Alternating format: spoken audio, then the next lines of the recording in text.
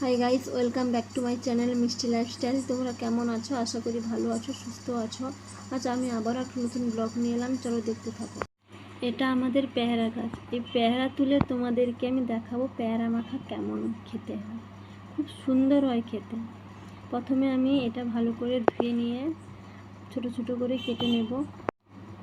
আর এই পেয়ারাটা না খুব মিষ্টি খেতে, তোমরা একবার বাড়িতে ট্রাই করে দেখবে, খুব সুন্দর খেতে হয়। আর আমাকে কমেন্ট করে জানাবে।